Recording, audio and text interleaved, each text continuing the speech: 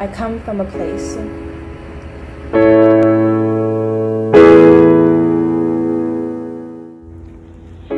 I come from a place where the sun sat high above my brown face and the fresh green grass tickled my toes.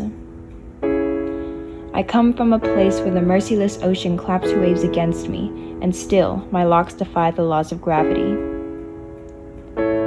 I come from a place where pure imagination was the solution to my every problem, a place where politics and social justice occupied zero capacity in my brain, and where happiness equaled beauty. Speaking of happiness, for as long as I can remember, I've been dancing. For as long as I can remember, I've been twirling, leaping, kicking, turning, pointing, flexing, jumping, swirling, waltzing, skipping, gliding, tumbling, performing, and repeat. My mom's a dancer and my dad's a drummer, so I'm not super surprised. Dancing is my happy space, and so long as I keep moving, I will continue to be internally and externally healthy. Heritage is also a big part of my life. I am part Black and part Filipino, which makes me what I call Afro-Pinay.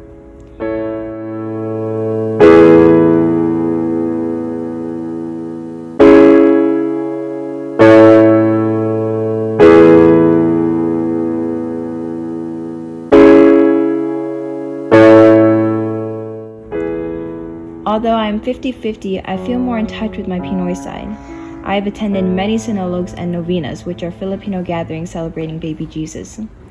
I perform Pinoy dances such as Tinikling and Pangnalay. I've also played sacred instruments like the Kalingtang and eaten traditional foods like lechon and adobo. These get-togethers are not only really fun, but they are very important to my culture.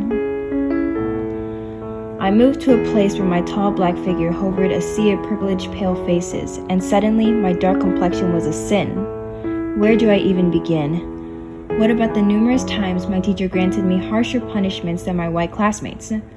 Or what about the time when the red-headed boy looked me in the eye and yelled the N-word as I watched him chuckle away, wondering what he meant?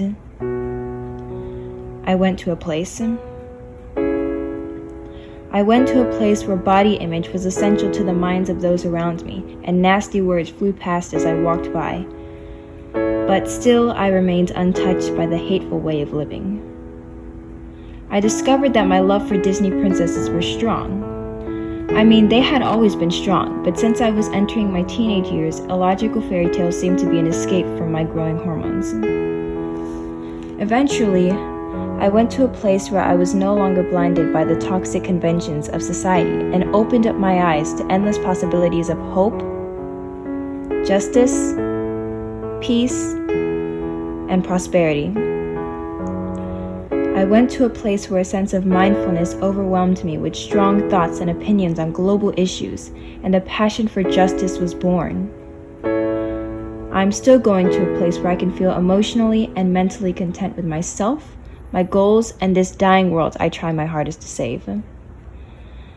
A place where the future is no longer uncertain, and the worries for my children and my children's children will cease to exist.